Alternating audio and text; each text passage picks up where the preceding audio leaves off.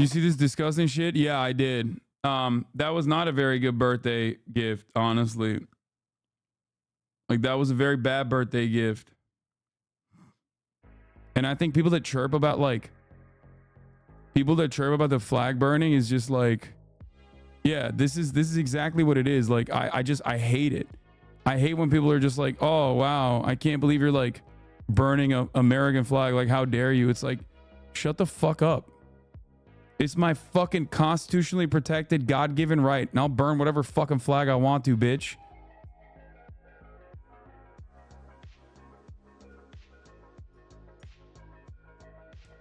The funniest thing is when people go, it's public property destruction. It's like, you're just a bitch, dude. You literally are trying to dance around the issue. You just don't like that someone burned the American flag, and now in the most bitch ass way possible, you're trying to be like, don't do it. It was public property. Yeah. Yeah, miss me with this, okay?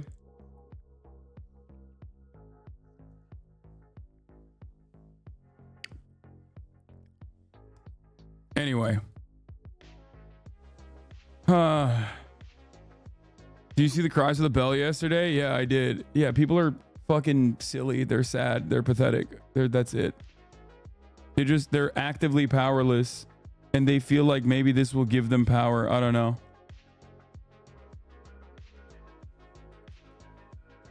Is that promethazine? Yeah, I'm sipping on lean, dude. Estelle, thank you for joining us. Can you give me a sound off so I can see if your audio, I can hear you or not? Yeah, can you hear me? 1, 2, 3, perfect. 4, 5. Okay, you are not a boomer at all, man. I don't know why you said that, because I was worried. I mean, I had to download Discord for this. That's how out of touch I am with. No. Discord is weird. Don't worry about it. But thank you so much for coming on.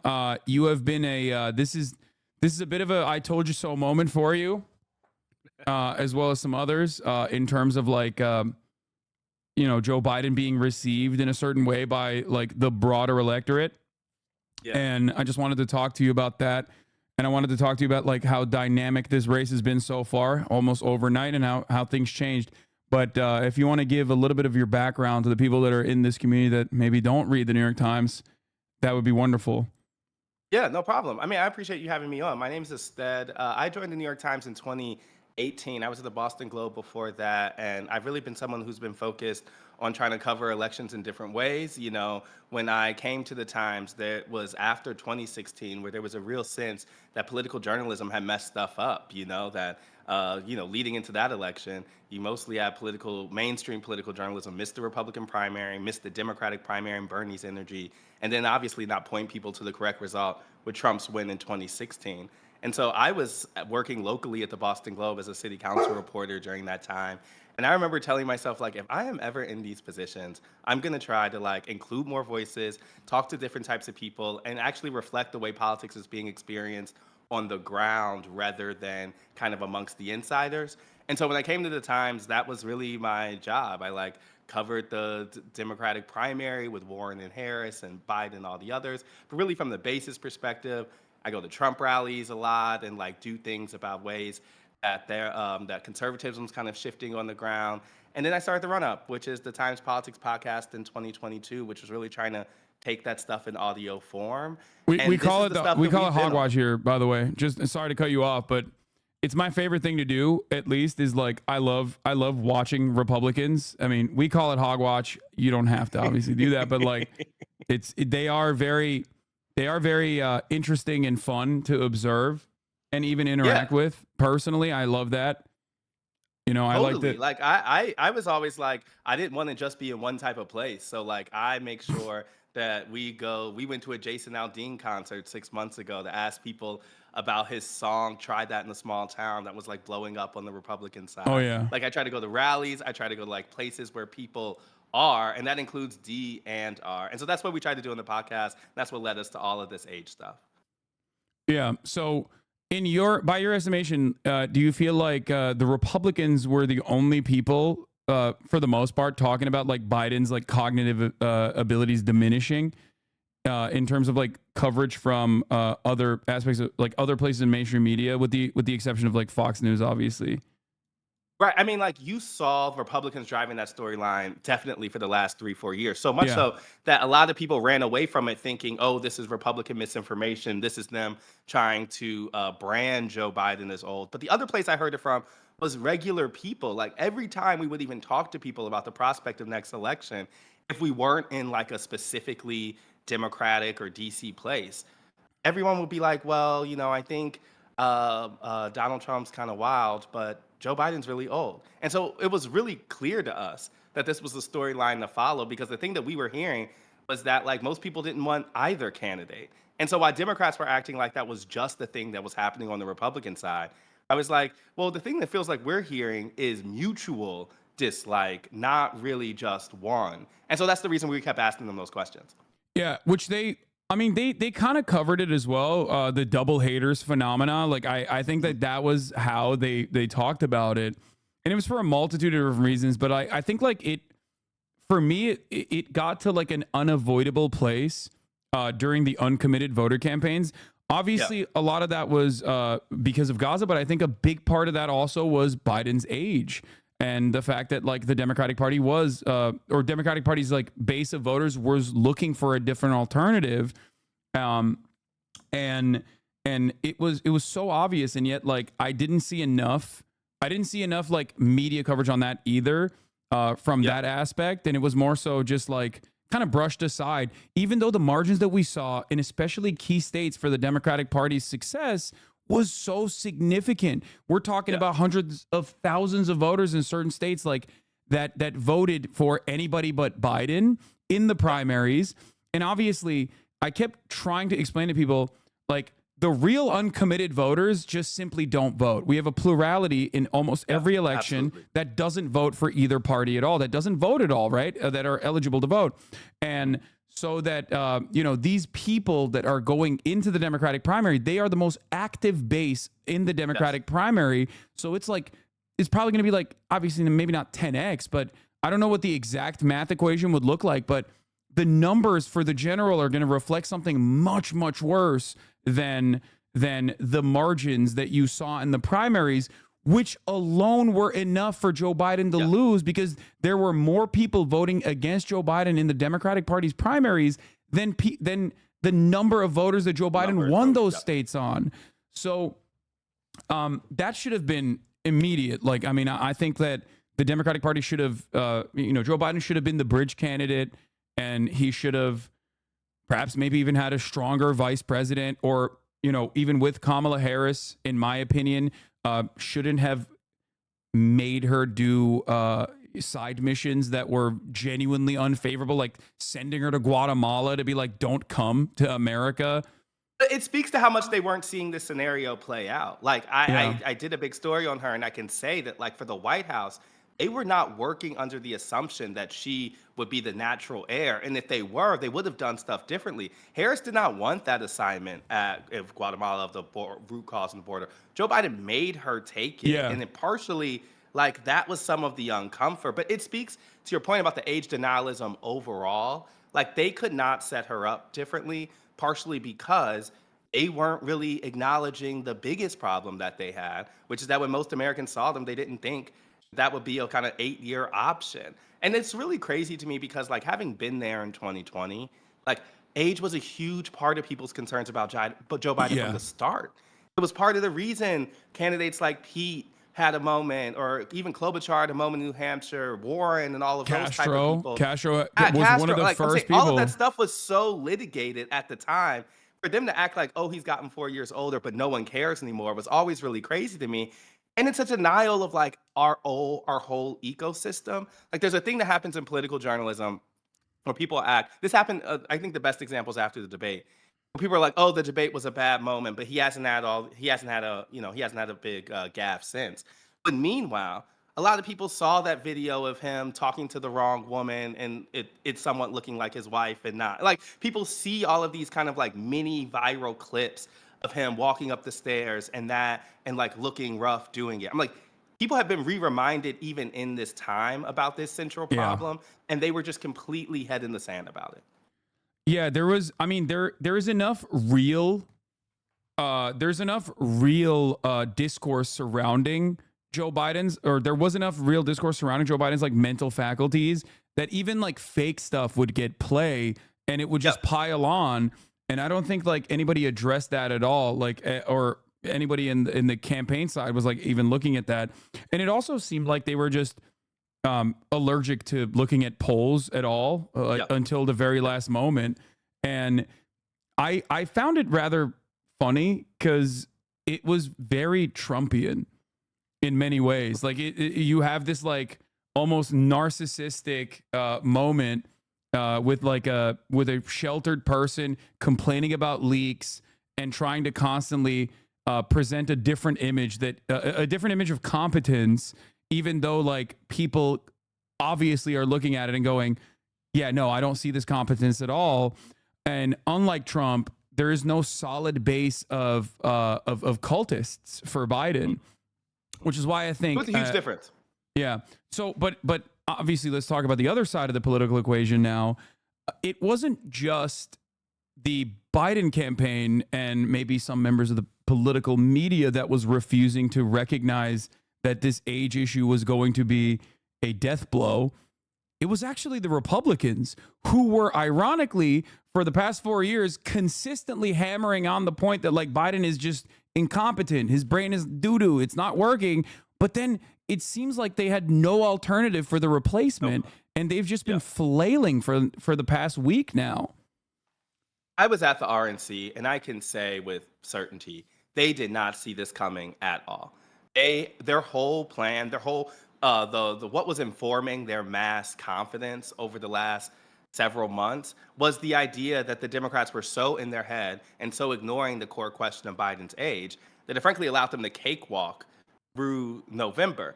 Now, I mean, maybe that was that maybe overstated from where the evidence was, but we knew that Trump was in the stronger position than Biden, and they frankly just thought that that would be enough. And so I think it's really true that they've been caught flat-footed on this point. They really haven't come up with like a clear story to tell about Harris. And more than anything, I think a lot of Republicans have been fooled into the belief of thinking that Donald Trump is a strong general election candidate, when that was never really true. He was only looking that way because he was dealing with Joe Biden, who was ignoring a bigger kind of unfixable problem. But everything that we see, and even our own reporting on the road, like the strongest coalition in politics is still the anti-Trump one. Like he is not popular among independents. He is not popular among swing voters. All of that stuff in trials actually does put people off. There was a sense after January 6th that he was going to kind of go away, and a lot of people haven't forgotten about that. It's just that they weren't being activated on the Democratic side because the party was letting the egos of 20, 30 people refuse to really allow them to tap into that. Now what we've seen over the last 4 days is, of course, that energy is still there because Donald Trump still remains unpopular. They just needed a vessel to channel it through. Yeah, absolutely. I mean, there is no clear indication of Donald Trump's very apparent ceiling, which Joe Biden also had one, obviously, because these are both people that have uniquely been president at this point. One is the incumbent. The other one was the former president, right? They had maxed out their name recognition and people had made up their minds on them. And there's no greater demonstration of Donald Trump's ceiling than the polling that was conducted after he was shot at. And even I was shocked at like the lack of momentum. And I think it played a role because like he also messed up the RNC delivery where he was just like, oh, I'm going to do unity. I'm going to be more moderate. And I would say the VP pick aligns with that too. Yeah, exactly. Like having JD Vance, who is like an objectively bad, unimaginably unpopular, and also unsuccessful politician as his VP pick. And when I say this isn't just like, my own personal estimation. I mean, he underperformed Trump and the governor by like significant margins in the state of Ohio. You're not supposed to, if you're like, oh, I really want to lock in Ohio, which is a red state at this point, firmly red. So that's already a silly pick. But then beyond that, if you're like, oh, I want someone who is going to, show the rest of the country that I am a moderate person, you probably wouldn't be going with the guy who's like a VC funded guy. He's a hedge fund guy who is unpopular in his own state, by less popular than Donald Trump, who also is like has mountains of opposition research stacked against him that can be deployed at any moment. Donald Trump had done a lot of like work to kind of reposition himself on abortion specifically as an issue, and JD Vance blows that up. Just because he's been so restrictive, he's embraced the kind of national ban, he's against stuff like IVF. They're already having to roll back some of the work that they had done to try to recalibrate themselves on this thing. And then, of course, that's an issue that Harris, I think even more so than Biden, is uniquely suited to exploit. Like, think back to that debate. Donald Trump's answer on abortion was really bad. But what was worse was Joe Biden's response. He started talking about illegal immigration. He was kind of rambling, all of that stuff. We know that if you run that back in the Trump versus Harris debate, she is ready for that answer in a different type of way. And so I'm like, what Democrats were doing to themselves was also not allowing them to optimize the issues that they are best on, because they had a candidate who was not only old, but was not even a natural messenger on abortion, doesn't like saying the words, and that is their biggest issue. And so this could come down to in November. I mean, there's ways that, I've reported on Harris from a lot of different angles, but all of that stuff is clarified now. I think this is going to be a candidate who basically says Project 2025, abortion, and, and that might be it. That might be the whole terms of what they try to make November about. So, I mean, that's like, if that is the case, then it's, I mean, that would require, I think, like, a lot of PR and a lot of charisma to be able to drive that conversation. I don't know if Kamala Harris is going to be able to do that. We'll see. I mean, it seems like she's capable of doing that, and she has started on that front. One thing I wanted to point to, by the way, is obviously that, like, one of the narratives that the Republican Party is suggesting is that this is anti-democratic, and they're trying to claim that, like, the Democratic Party actually behaving like a competent party for once in at least like all of the years that I've spent covering politics. In a shocking display of competence where they actually responded to the voter pressure. I know that much of the conversation has been dominated by like what the donors were saying, but like obviously this was a unique moment where the donors actually aligned with some of the establishment Democrats and also with the majority of voters. And they're trying to make this narrative stick. Like they're trying to pick apart, almost like a Bernie or Buster style coalition out of like Biden dead enders, not recognizing that Biden has no ideological fissure with the establishment Democrats at all. So like, obviously all of the Biden supporters were supporting Biden mostly because, they like the Democratic Party. They are ride or die Democratic Party hardliners. So that is reflected in the massive influx of donations. That's reflected in the polling, the new polling that came out from New York Times. I wanted to point to here. Trump is at 48 and Harris is at 47 among likely voters nationwide. And I mean, this is like immediately Kamala Harris is obviously performing better than Biden was. Biden had a downward trajectory. Kamala Harris seemingly is picking up steam. Do you think that is a consequence of a lot of the positive coverage that she's garnered, and that like she will be able to lean on that momentum and activate different bases of support for the Democratic Party that have firmly been in the double hater category? Or do you think that like, go ahead. Sorry. I just think that like people were desperate for a way out of the choice that they had. And so a lot of the energy that I think we're seeing from her is driven by excitement of a party that, to your point, reacted to what was a majority public opinion, even if it took them a year and a half to acknowledge it. I mean, the numbers on people's satisfaction with Biden's decision are crazy. It's like 90% among Democrats, 85% among independents. And I think that is some of the like exasperation that is flowing towards Harris. I mean, the Biden campaign over the last couple years has just treated the fact that people weren't engaged in this election as just a fact, right?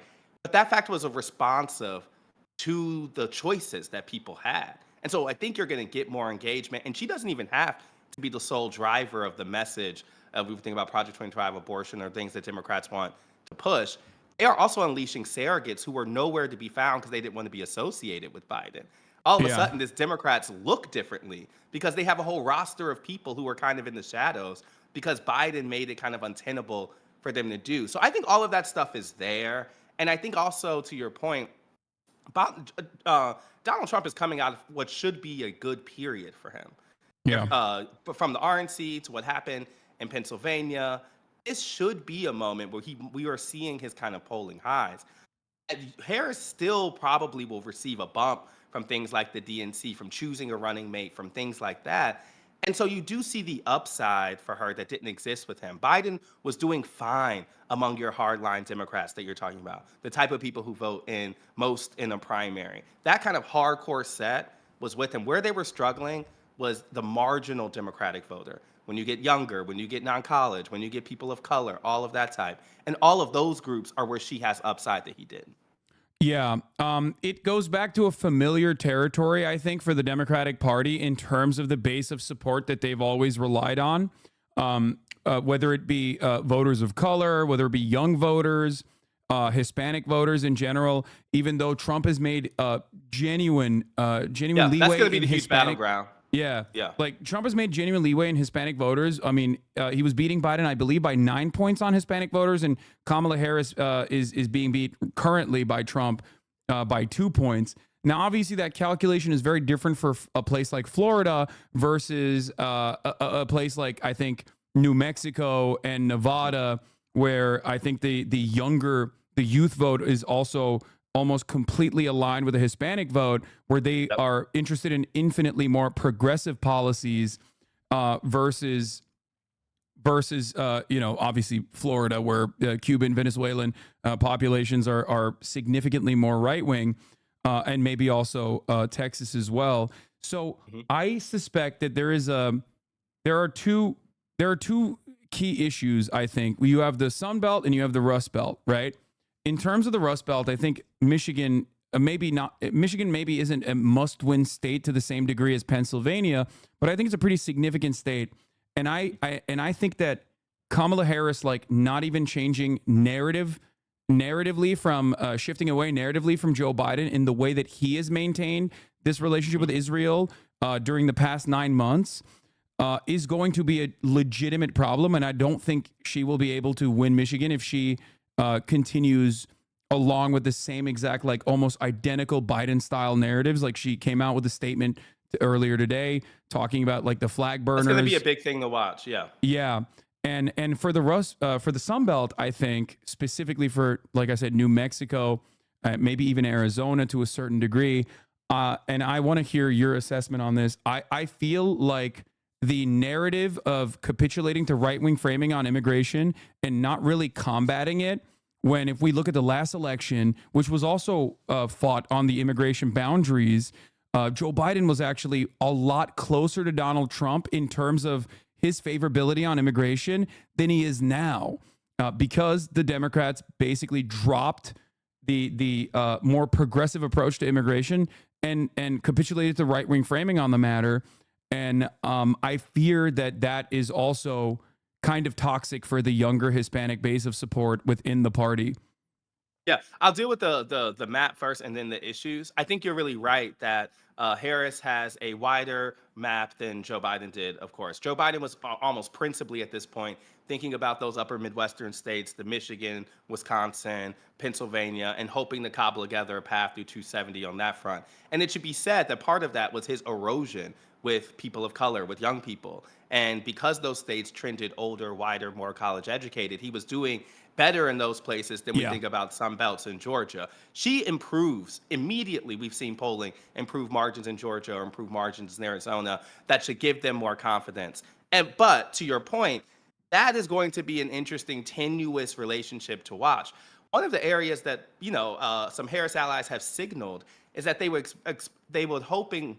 Well, she has sought to create a different tone of empathy for Palestinians than has come from Biden. And there's been some leaks that have tried to say that the folks around Harris were kind of signaling that she would have a different kind of tone, even if that didn't reflect in literal different policy. That Selma speech that she gave, which was endorsing a kind of temporary ceasefire as part of that.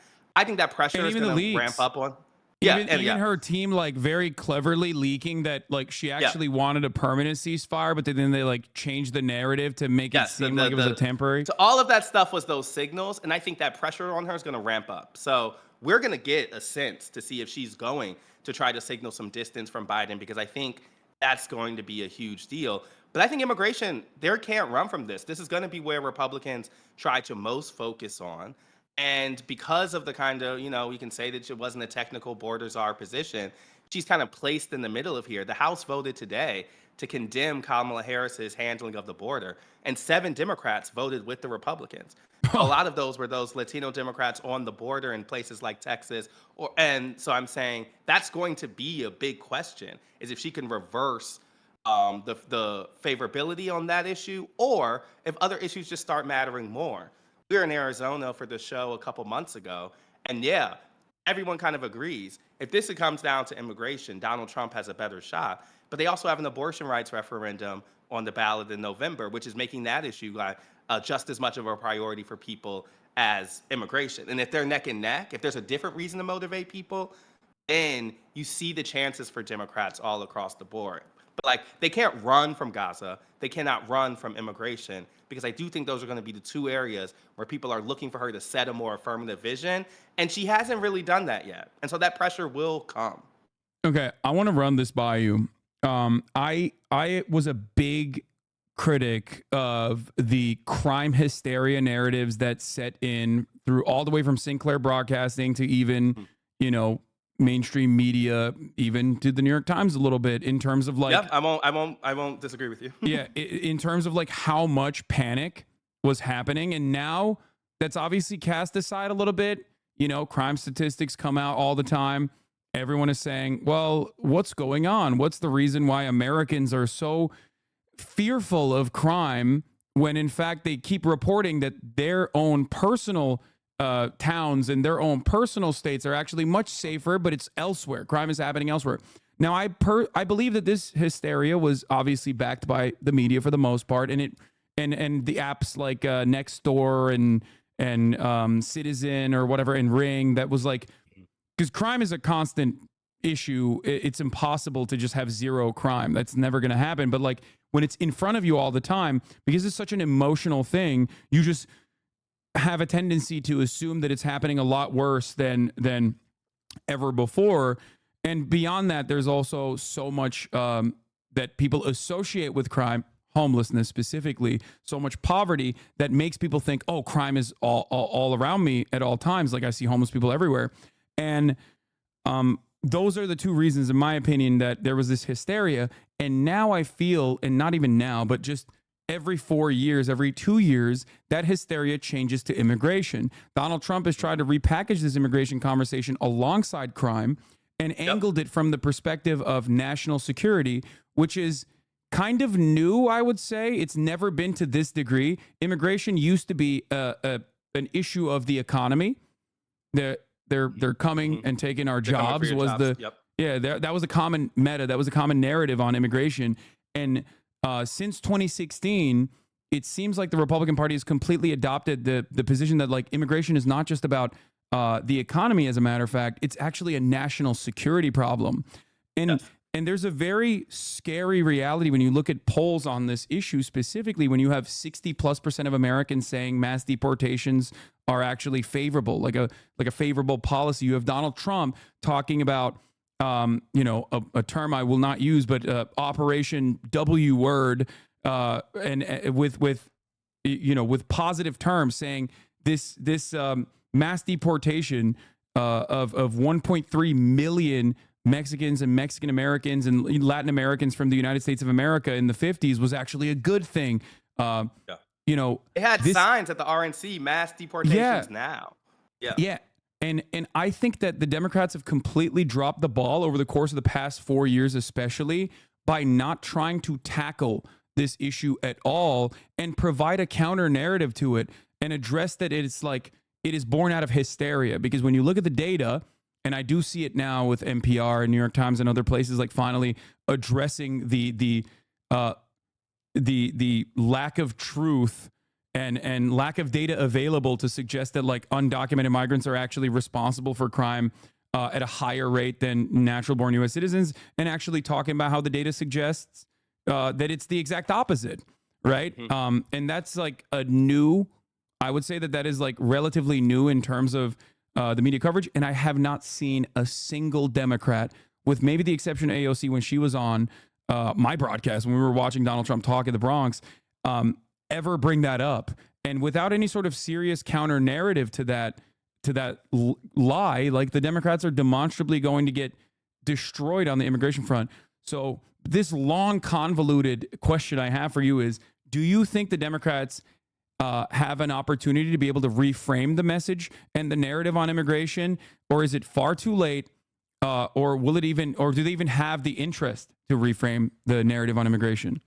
Yeah, because I'm kind of the latter. They have the opportunity. I don't know if they want to. I mean, I go back to the 2020 Democratic primary, and what they would say about Donald Trump and immigration was very much condemning things like separating of kids at the border or condemning kind of language or rhetoric towards immigrants. But they were not laying out a vision of how they think immigration should function here, and more so than just a defense of the broad value that, frankly, they've stepped away from a little bit. When we think about crime, I think you're really right to say that Republicans have really used this as an entry point to everything, immigration as a crime, not just the economy, but about crime, but also I would say fentanyl is another piece for them. Oh They yeah, say that's like, the immigrants are coming and they're bringing fentanyl from China, and that's the reason you have a drug crisis in your community. Like which that's a again huge is a lie. Like Republican it's narrative. it's Yeah. so insane. The Department of Homeland Security has never, like, they also bring this data up regularly under the Trump administration, under the Biden administration.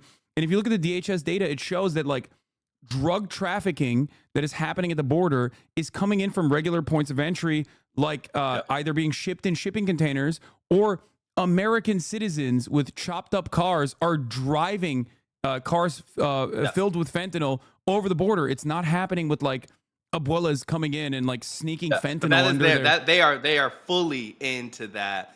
And the thing I would say though is like, in my experience in media, and I do think you're right to call out the media narratives on this front, you could feel the backlash from 2020 to 2021, because I think the hysteria that you're talking about was frankly a media reaction to what they felt was an embrace of like a defund, overly progressive criminal justice Yeah. reform language that happened in the George Floyd summer.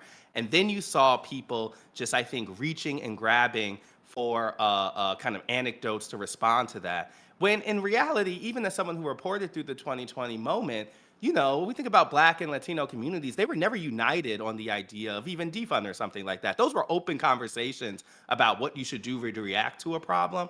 But the way it was kind of reported as like fully in one direction led to this media backlash in another direction, where I think by the time in 2021, we were cherry picking crime stats to try to say something as true. And I also think it was so regional.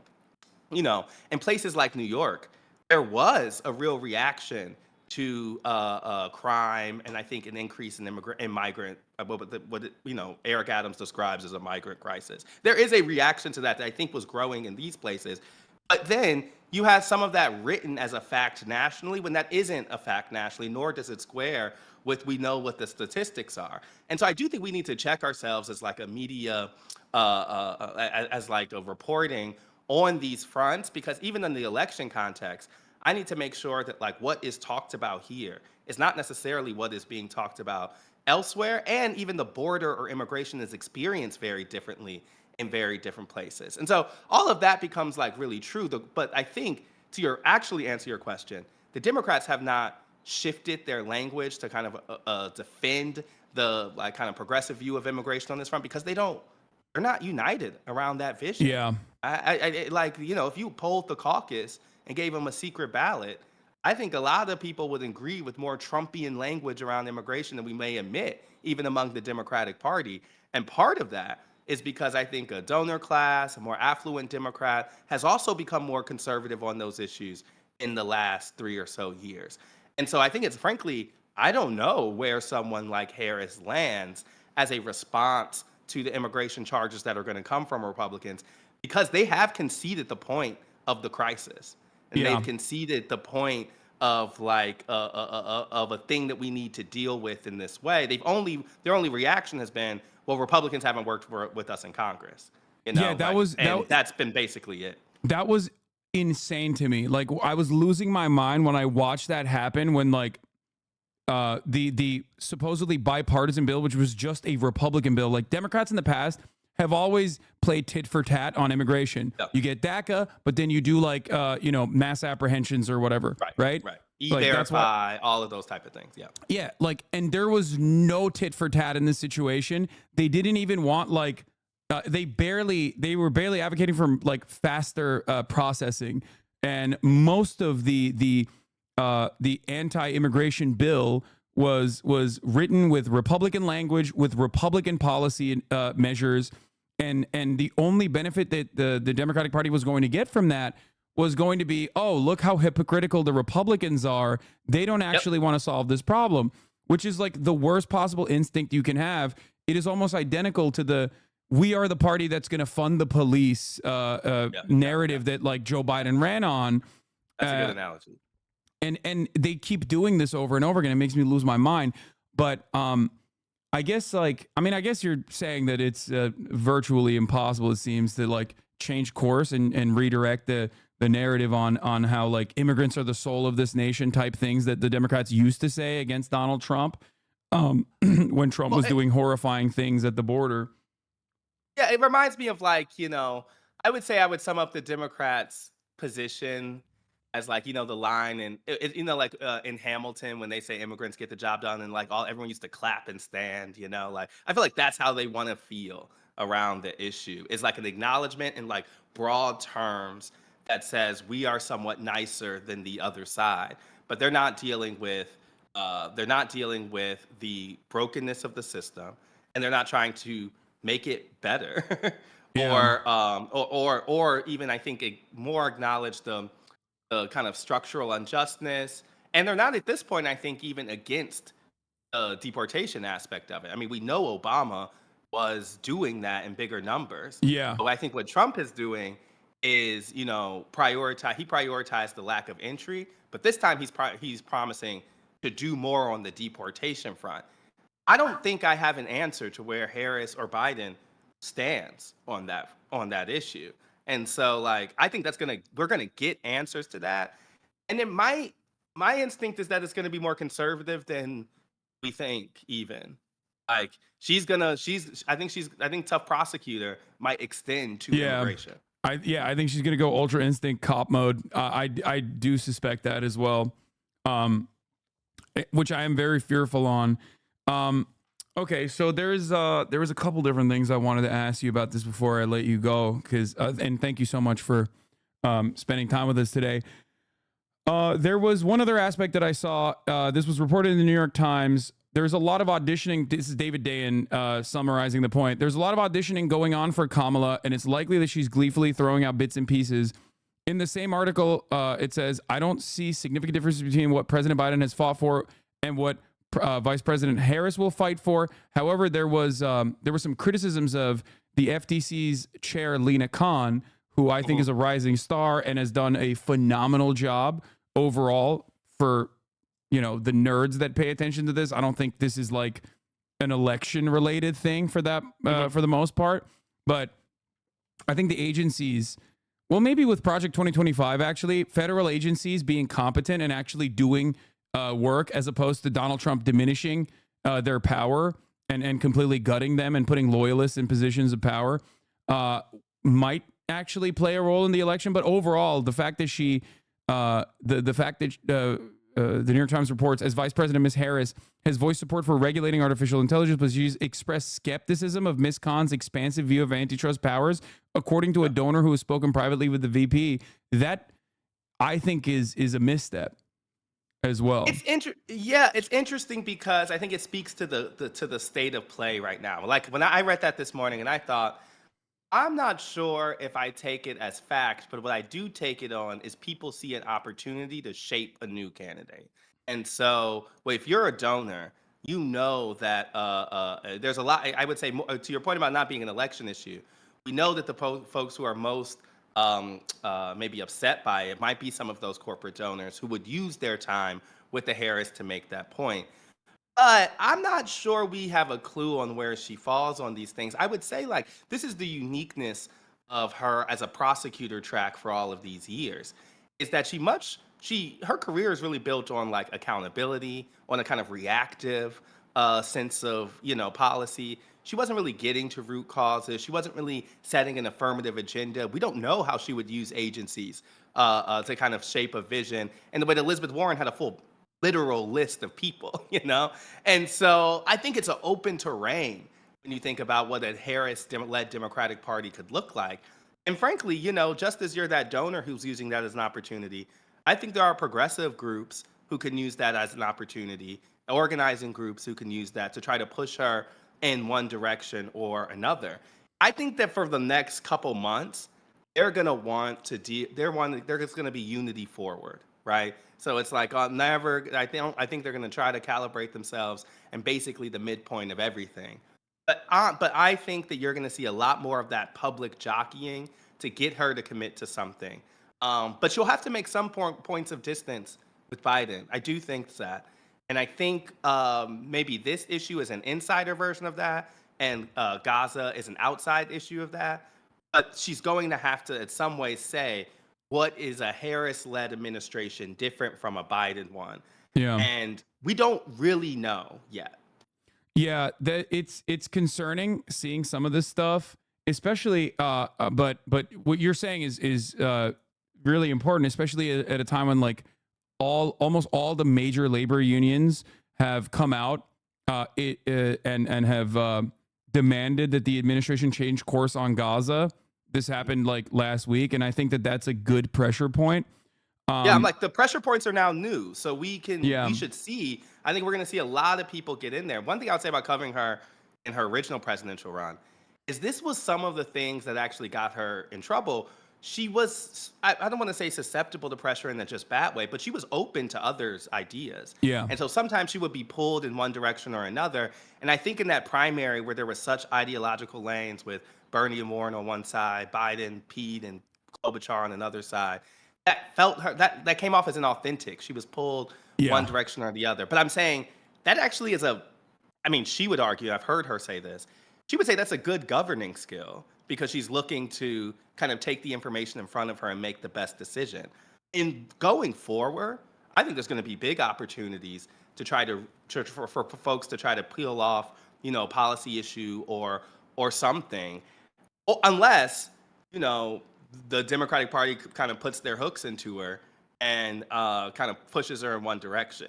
I'm saying that's going to be interesting to see too. Does she just fold into what Biden would have done? Or do we see someone who actually creates a different type of space for themselves? Especially when considering like her track record. Obviously, Democrats love presenting themselves as like radical Marxist Leninists under a Trump administration, or like when they don't have any power, her advocacy for Medicare for all and whatnot, which now the Republicans are trying to use as a line of attack, and even like pairing her with Bernie Sanders, who, historically has been one of the most popular congresspersons in America. So I think that that's like a failure on their part. But I do fear that what you just described is exactly the reason why Kamala Harris will do the classic Democrat thing and be like, no, I'm not for any of these socially progressive policies, which will cut away at the momentum from all of the usual constituencies that she needs to win in order to defeat Donald Trump. Because while Donald Trump is obviously a weak candidate, demonstrably so. I mean, he lost, right? He lost to an objectively old man. Ultimately, it's like the Joe Biden dynamic is very different in terms of like activating or trying to go after the suburban college educated whites. Like they need to. I think that like she needs to go back to like an almost Obama style strategy. But I fear that she won't do that with any kind of pressure because it's perceived as a weakness. Like one of her weakest points is how liberal she is, right? Like that's the only line of attack they have on her. Yeah, no, I think this is the thing. Upside does not mean she wins. Upside means the onus is on her in that campaign to realize those things. And so I do think how they end up positioning themselves could either help that case or reintroduce the same problems that some people had with her 4 years ago. And I would also say, like, One thing I have learned, I mean, in covering these people as I get closer is like you're dealing with operatives who have been trained in a more traditional time. These are conventional operatives for unconventional times, right? And so some of this requires people viewing a candidate who I don't think is the same as Obama or Clinton or Biden, in a moment that's not like those either, and asking, do they create space for them to be themselves? There was a period of time when I was the Warren and Harris reporter for the Globe, and I mean for the Times. And one thing that really came through was like there were so many questions about how these women were presenting authentically and all of this stuff. But a lot of those same decisions were coming from men who have run campaigns for 20 something years and were trying to impose that view onto this one. And so, like, that's the question I kind of have is, are we going to get a version of her that is actually reflective of something different? Or is this the Biden campaign with Kamala Harris as the candidate? And Yeah. I don't think that would work, to be honest. Like, I think they have to see that the reason they've arrived at this crisis is because the moment demands something different and actually figure out what that difference is with this candidate. But I'm not confident. I don't know that they're going to do that. Yeah, because But that's my read of what is necessary. the demographic math is damn near the opposite.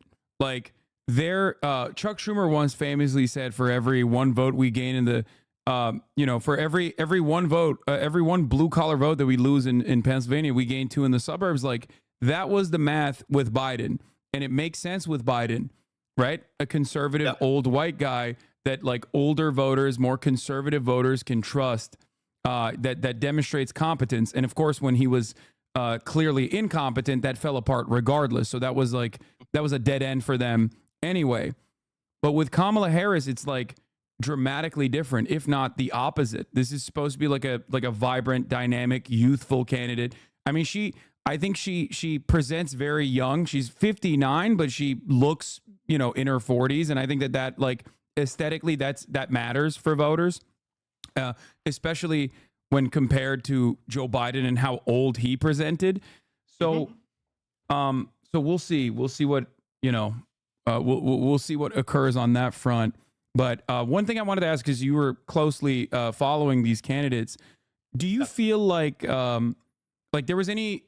Do you feel like it was more so political posturing and wanting to present herself as a progressive candidate when she was actually signing on a lot of progressive measures when she was a California senator? Or do you think that there's like a genuine ideological lane for her? Because you did mention that she's kind of malleable and Mhm. Mhm. sees that as a strength, which is like, again, very Democratic Party to be like, no, I find myself in the center. Almost like ironic enough, it's very much like Joe Biden and his Yeah, entire a different career. view of like how where center is, but a similar. He was kind of doing center in terms of bipartisanship in DC, and I think she was kind of doing center between a overtly liberal, like a moderate liberal and a San Francisco progressive, and she was kind of finding that. Yeah. But her Smart on Crime book, that is like her formative progressive, kind of formative prosecutor book, is a advocacy for the middle, for the liberal middle, Yeah. for representation as being a way to impact change from the inside, but necessarily but definitely working within the confines of political structure. So, like, that is who she is. To your point about why was the Medicare for All happening? Why was the kind of progressive flirtations happening? I think like the real answer is like there was a fundamental misread of the electorate by most Democrats going into 2020. And I think they thought, and this has benefited Joe Biden hugely, because they thought that there had been a kind of page turn on some of the traditional issues, and so you were frankly trying to engulf some of Bernie, but one step back, I think, and Yeah. so that led people to sign up for Medicare for All in that 2019 year into 2018. And she was the first person to do that. And part of that was posturing against what they thought was going to be Bernie, Warren, other people taking them on. And so when she gets in the race, and it becomes very clear that her principal problem was not Bernie Sanders, but was that Joe Biden was sitting on black voters of the South. I think there was a big kind of recalibration among those people who kind of assumed the primary was moving in one direction. The other thing I would be like is it drove her away from her authentic message, right?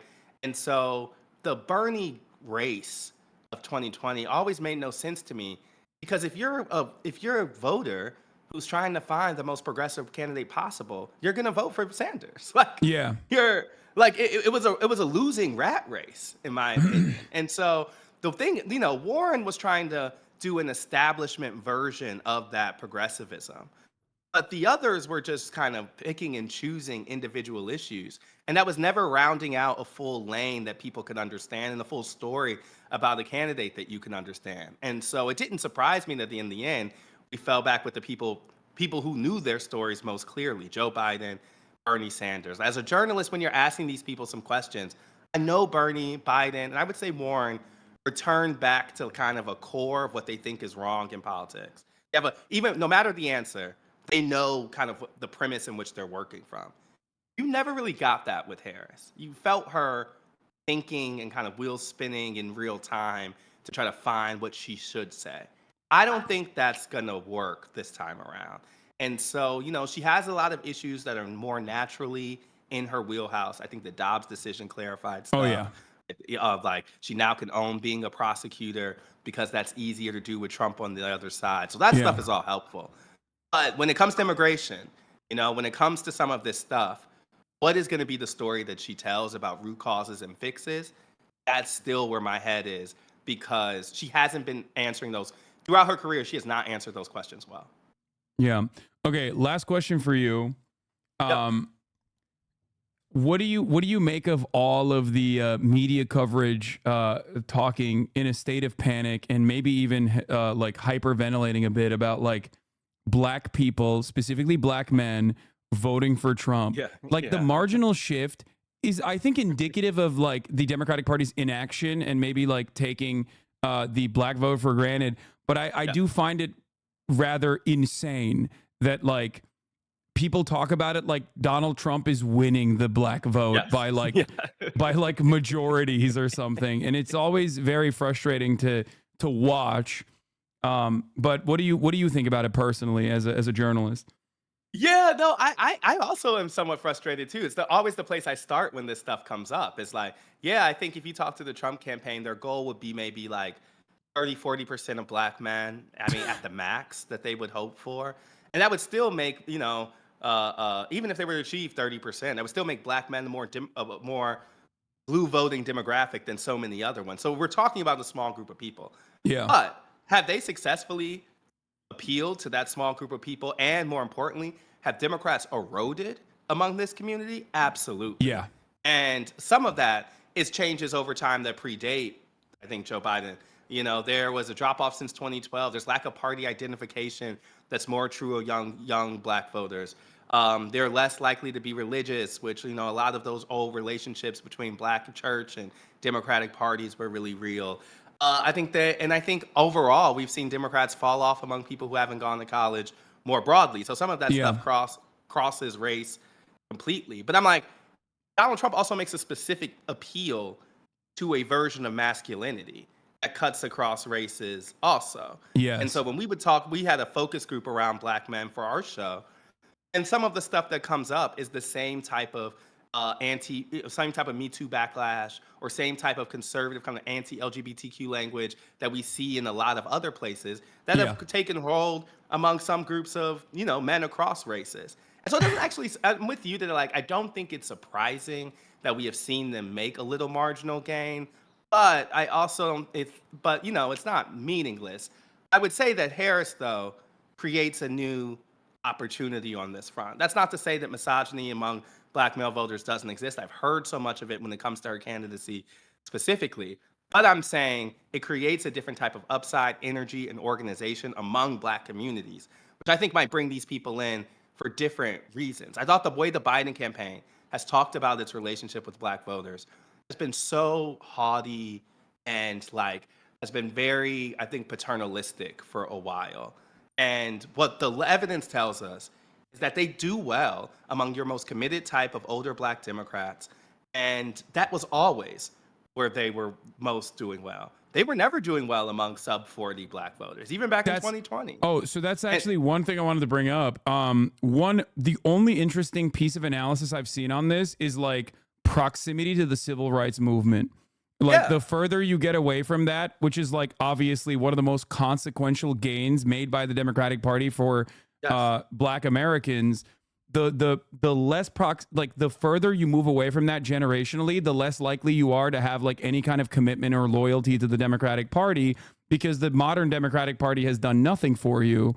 And sure, there's always a defensive posture and church networks and everything that you just mentioned, but like beyond that, there is no reason for a young black voter to like make the calculations about harm reduction that like Mhm. these mythical voters are supposed to be making at all times, which has been a fundamental plank in the Democratic Party's like election, their re-election chances Yeah. every fucking They've, cycle.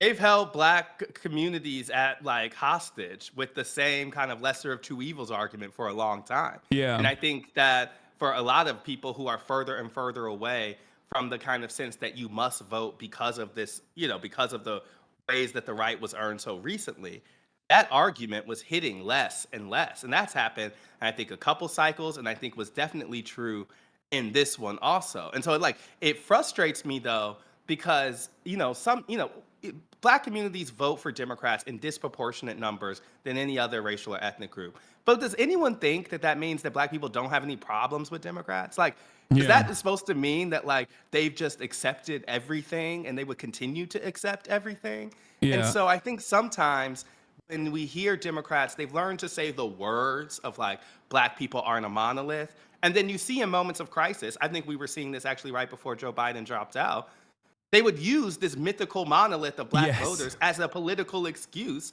And I'm like, wait, I thought we weren't a monolith. So now you're telling me that every single black person wants Biden to stay in? Like, That where, was so make it make gross. sense. That was extra gross because like the replacement was a black woman. So like Yeah. they were like, "Oh, you're racist for thinking that like a black woman would be a better candidate than the old white guy." Like that was so insane to me when they try to do that.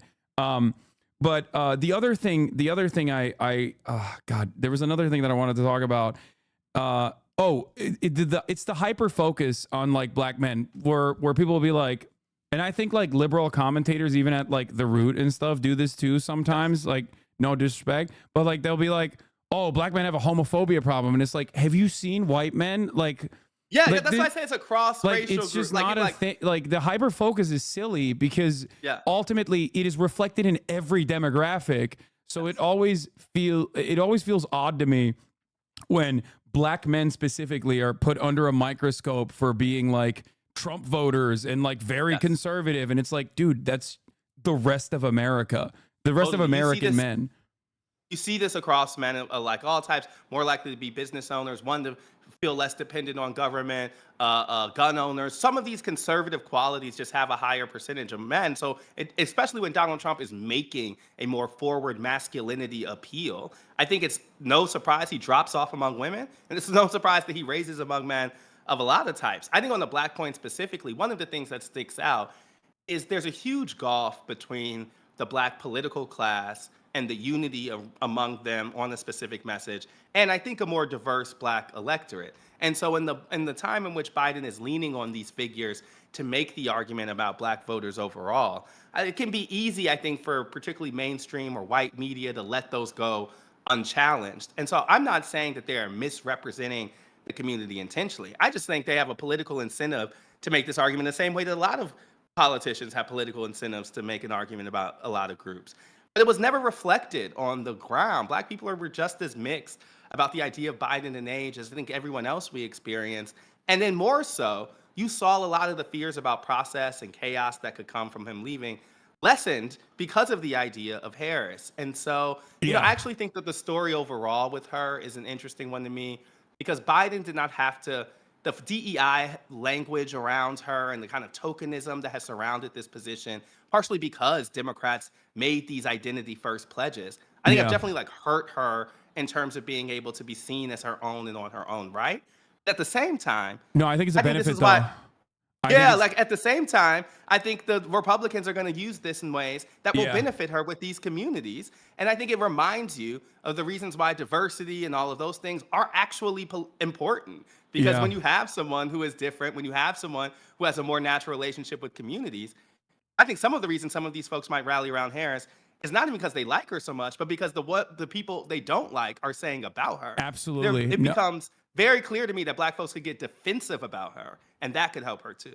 yeah, no, 100%. That's why, and I think the Republican Party recognizes that as well. That's why you saw Speaker Mike Johnson come out and be like, Yeah, I saw that. guys, stop saying she's a DEI pick, please. Cause like, Yeah. if you're a person of color, like I mean, you recognize what's going You've on heard it there. before. You've seen it. You've heard it. Yeah. You've probably been charged with it yourself, right? So Yeah. nothing So is going to make you feel some kinship with Kamala Harris more than that same attack. yeah, exactly. And I think that the Republicans are so comfortable in their like state legislature agendas and their victories that they've gotten on that front, which is like an uneven field, which they Yeah. designed to be an A uneven rigged field. field that is Yeah. not democratic at all, that is like completely that's completely reliant on redistricting, that Yes. they genuinely think that these ideas are popular and they do not Yes. know how to run against like a normal candidate. They only Absolutely.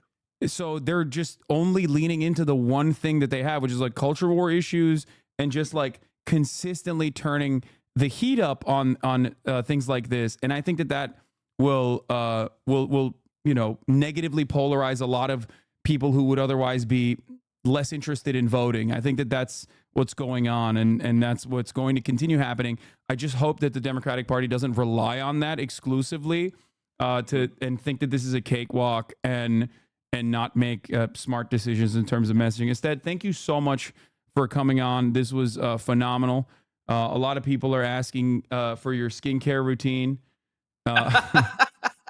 They're None, some soap, like so, the one product your like ex leaves at your house that you've been using for 2 years.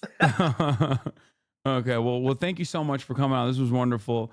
There was an embarrassing DM I sent you many years ago during the South Carolina primaries because I think you tweeted about me or something because I was talking about Yeah, because I was talking go about ahead. like the black vote or conservatism in the black vote in the South or something, and I think it got clipped out of context and and I was like, hey, would you please come on and inform my audience about it? I wasn't even like being contentious. I was like genuinely interested No, in it was your actually really perspective. nice. I just didn't see. Yeah, I'm glad that you didn't see it because it's very embarrassing. But No. I appreciate the work that you do. I think that like there need to be more informal spaces of people talking about this stuff. And like at the time in which people were not caring about this election, I appreciate you have like a community that you keep on it. So thank you for having me. yeah, thanks for coming on. All right, bye. Bye. All right, ladies and gentlemen. Wow, what an incredible guest. What an incredible guest. That was phenomenal. I love it when you have journalists on, super informative and somehow entertaining as well. Seeing you kind of out of the streaming bubble. Great guest. Yeah, that was Ested from the Run Up podcast of the New York Times. And yeah, Ested Herndon. He's a legend. He's phenomenal.